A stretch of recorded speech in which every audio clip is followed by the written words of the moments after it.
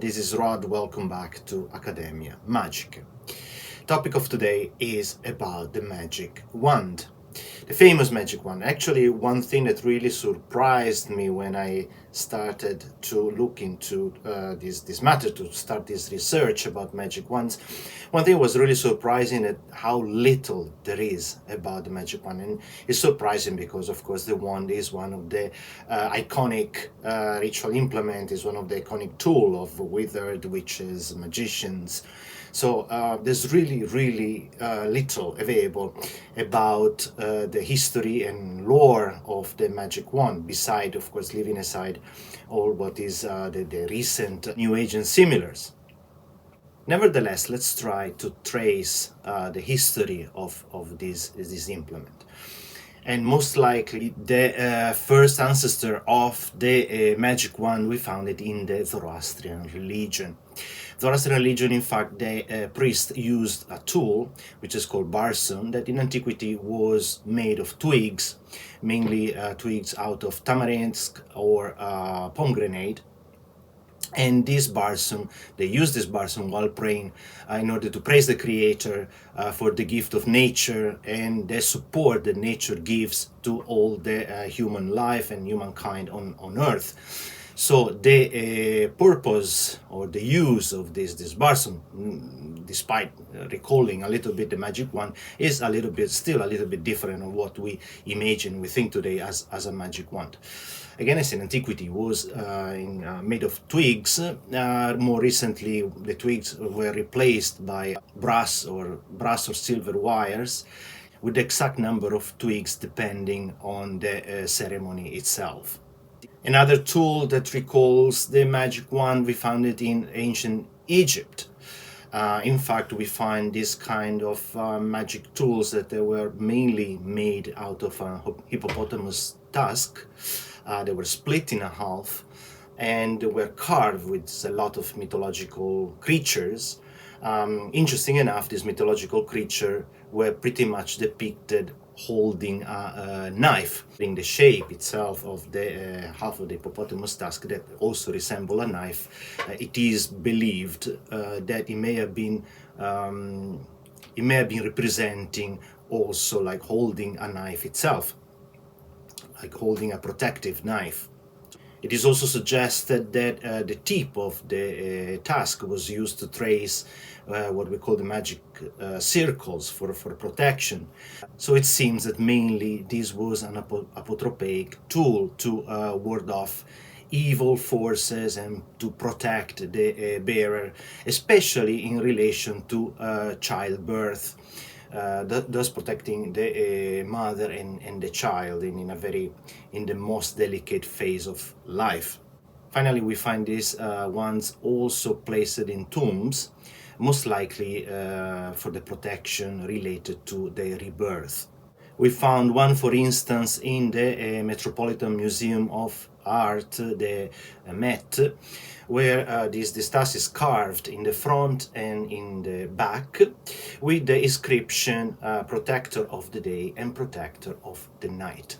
Another interesting use was that we found some that they had like a cord attached to the two tips of the tusk, so most likely to be worn around the neck, again emphasizing the apotropaic properties, the amulet properties of this tool. Moving forward, actually, there is always a very blurry line between what we call the magical staff and the wand. So the staff being much longer and the staff, of course, being something more portable. Starting, for instance, from the episode recounted in the Bible when Aaron and Moses went in front of the Pharaoh, throwing the staff in front of the Pharaoh, and the staff becomes a snake. But the very first reference to a proper magic wand actually comes from the writing of Homer in his Iliad and Odyssey. In the Iliad, of course, we know that the god Hermes used the magic wand to put people to sleep or to wake them up later. In the Odyssey, we have the goddess Athena that uses her magic wand to disguise Odysseus. So she touches Odysseus and he becomes an old man, not to be recognized. And then she touches him again to bring him back to his normal features. And then, of course, we have the most famous story of Circe as well, when Circe is actually using a magic wand to turn Odysseus' men into pigs. So here again is another example. Talking about Hermes, we have this blurry line between whether if it was a staff or something like a longer wand. Nevertheless, today we still call it the caduceus of Hermes, the staff of Hermes, made from a branch of hazel tree with a pair of snakes that are entwined around it and topped on by a pair of wings. And of course, this is a very powerful symbol, because of course the snakes representing the immortality and wisdom, the wings representing the spiritual part and imagination, and the rod, the staff, representing the power and authority, like same as the scepter for the kings and queens.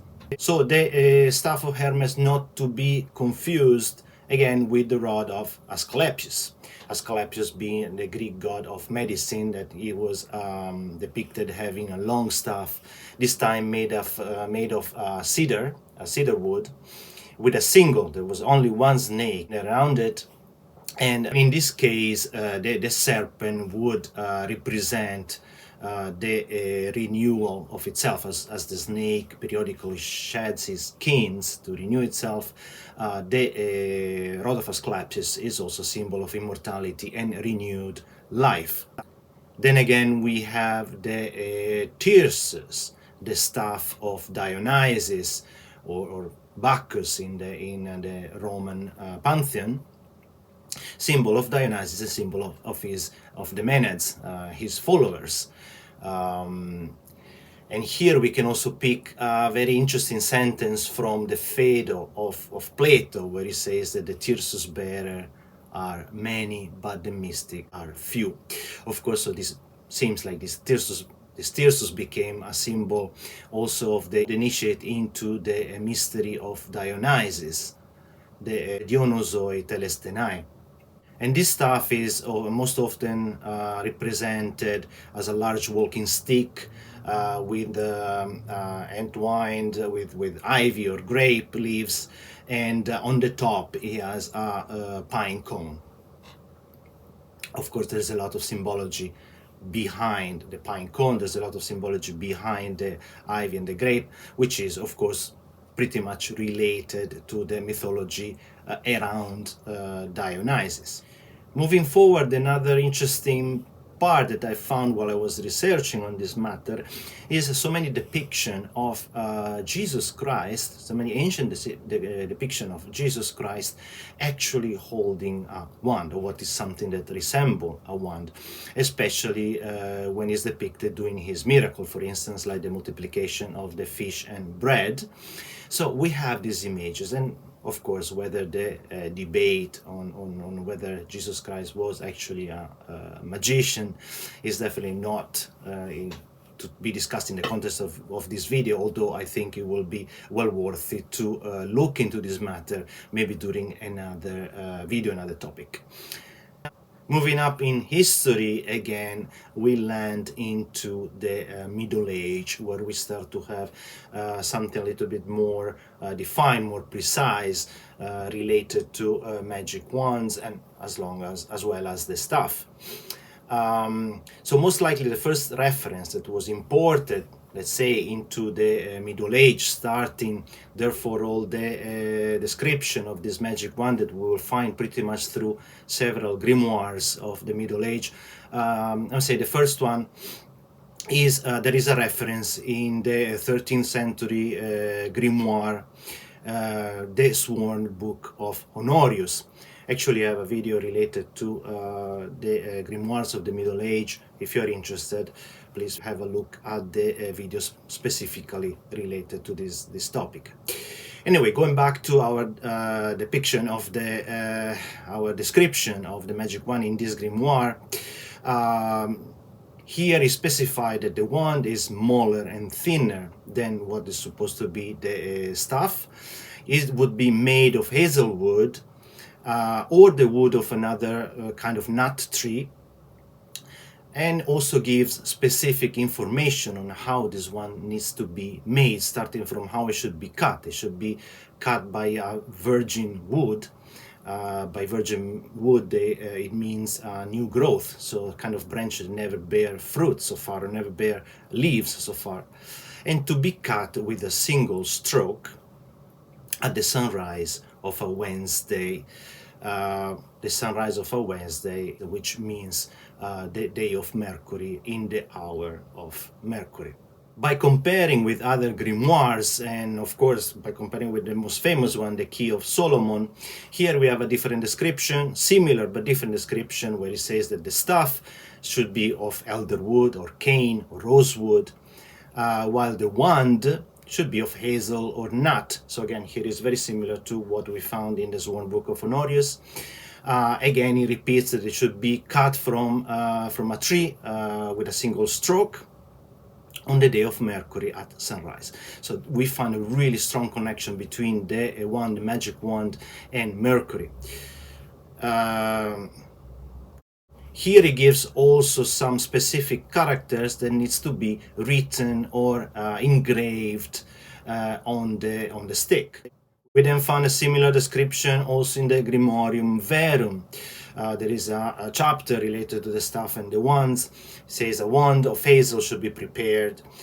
Staff also should be prepared from the elder, which has never borne fruit. Again, being in a single cut on the day and hour of Mercury. Here is adding also an additional information should be with the moon waxing. And again, a list of characters that needs to be engraved in the wand, in the wood. A slightly different description, we find it in the Grand Grimoire. The chapter called is saying the true composition of the mysterious of fulminating wand, and he gives also a little bit of a shape as a picture, and he says, on the eve of the great undertaking you will search for a rod or a wand of a wild hazel tree that has not yet borne fruit, and here we are in line with the other grimoires as well. At the highest point of the sought after branch there should be a second little branch in the form of a fork with two ends. Its length should be 19.5 inches. So most likely here in the Grand Grimoire is the first time where we find a specific information also related to the length of the wand, specifying it being 19.5 inches, but again being a little bit different from the other because this is resembling a fork more than a just plain straight stick. So let's jump to the 18th-19th century, and we find a nice excerpt from the Transcendental Magic of Eliphas Levi. Eliphas Levi, that was the first one to actually introduce the 4 tools of the magician, including, of course, the wand. And he says the most important magical instruments are the wand, the sword, the lamp, and the chalice, the altar, and the tripod. The magical wand, which must not be confused with the simple divining rod, with the fork of necromancers or the trident of Paracelsus, the true and absolute magical wand must be one perfectly straight branch of hazel, cut at a single blow with the magical pruning knife or golden sickle before the rising of the sun at the moment where the tree is ready to blossom. It must be pierced through its whole length without splitting or breaking it, and a long needle of magnetized iron must occupy its entire length. To one of the extremities must be fitted a polyhedral prism, cut in a triangular shape, and 2 other similar figures of black resin. So here we have a more sophisticated, a little bit more elaborated kind of wand, So we find something that needs to be hollow, so we need to poke a hole, and this magnetized piece of iron should be in the middle. So we find some kind of mixing between the power of the wood itself and something related to magnetism. And finally, another piece that I found quite interesting regarding this topic, and this is taken from the Book of Ceremonial Magic of Arthur Edward Waite. And it's actually a footnote which says, another method of preparing a magic rod ordains that it shall be a branch of hazel tree put forth during the year of operation. It must be cut on the first Wednesday after the new moon, between 11 p.m. and midnight. The knife must be new, and the branch severed by a downward stroke. Lastly, which this is the part that I found extremely interesting, lastly, say over it, conjuro te cito, mihi obedire. I conjure thee to obey me forthwith. So this is the very first time that I found this kind of formula in order to bless the magic wand. So we found a lot of common points across these writings, especially the fact that it needs to be of hazel wood or some kind of nut wood, that it needs to be cut on Wednesday, so on the day and hour of Mercury, with a single stroke, out of a branch that most likely preferred to be less than 1 year old, what they mention as being like a virgin wood. And then again, we have different kind of variations depending on the author. There are also very specific information related to magic wand for specific operations.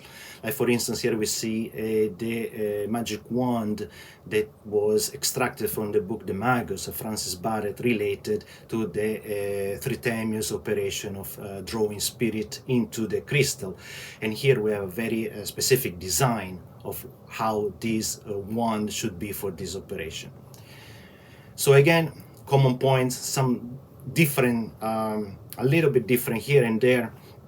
And of course, all the evolution that we have in our modern days, where the magic wand really took off in terms of like variety and fantasy. So I know that magic wands, as of today, we find it associated to different kind of wood for the different kind of purpose that we may want to use the magic wand.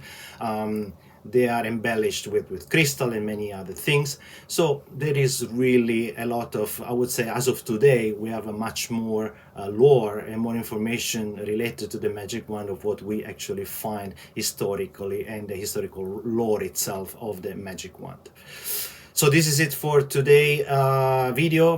Pretty much, again, the information that we found, it was not that much, but I hope it's somehow useful to understand a little bit more about this iconic instrument. Thanks again for staying with me today. If we didn't subscribe to this channel, please make sure to subscribe, and I hope to see you again soon.